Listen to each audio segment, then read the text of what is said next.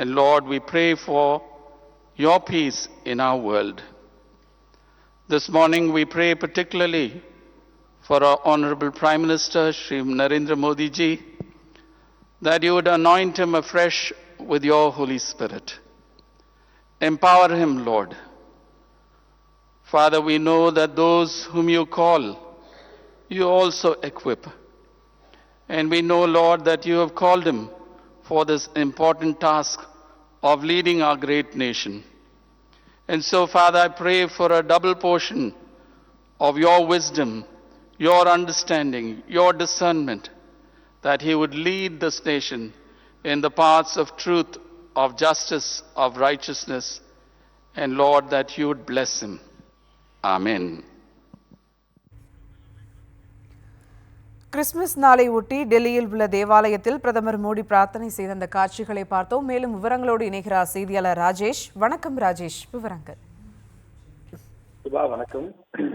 இன்று உலகம் முழுவதும் கிறிஸ்துமஸ் பண்டிகை உற்சாகமாக கொண்டாடப்படும் நிலையில் இந்தியாவிலும் பல்வேறு மாநிலங்களில் பல்வேறு தேவாலயங்களில் கிறிஸ்துமஸ் பண்டிகை உற்சாகமாக கொண்டாடப்பட்டு வருகின்றது.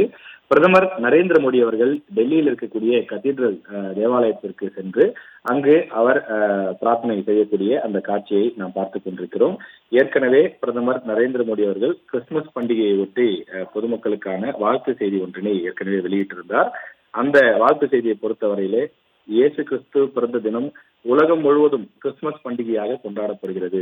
அந்த வகையில் இன்று கிறிஸ்துமஸ் பண்டிகை நாடு முழுவதும் கொண்டாடப்படும் நிலையில அனைவருக்கும் அமைதி, இரக்கம், நம்பிக்கை நிறைந்த மகிழ்ச்சியான கிறிஸ்துமஸ் வாழ்த்துக்கள் என்று பிரதமர் நரேந்திர மோடி தெரிவித்திருந்தார். மேலும் இயேசு கிறிஸ்துவினுடைய போதனைகள் நம் சமூகத்தில் நல்லிணக்கத்தை வலுப்படுத்தட்டும் என்றும் அவர் தெரிவித்திருந்தார். இந்த நிலையில தான் அவர் டெல்லியில் இருக்கக்கூடிய கத்தீட்ரல் சர்ச்சுக்கு சென்று அங்கு தொடர்ந்து அவர் பிரார்த்தனைகளை மேற்கொண்டு வருகின்றார். நேற்று இரவு தொடர்ந்து பிரார்த்தனைகள் பலரும் நாடு முழுவதும் பல்வேறு தேவாலயங்களில் செய்தனர்.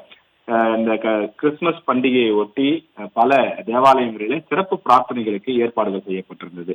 பல தேவாலயங்களிலே ஆயிரக்கணக்கான லட்சக்கணக்கான மக்கள் கூடி அவர்கள் பிரார்த்தனைகளை மேற்கொண்டார்கள். ஆயிரக்கணக்கான மக்கள் வரக்கூடிய காரணத்தினாலே அதற்கான சிறப்பு ஏற்பாடுகளும் பாதுகாப்பு ஏற்பாடுகளும் செய்யப்பட்டிருந்தது.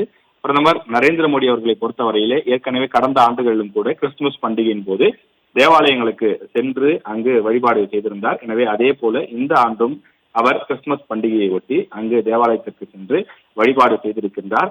அமைதி பெருக வேண்டும், வளம் வளர்ச்சி இருக்க வேண்டும் என்ற அடிப்படையிலே இந்த பிரார்த்தனை அமைந்திருப்பதாக தெரிவிக்கப்பட்டுள்ளது.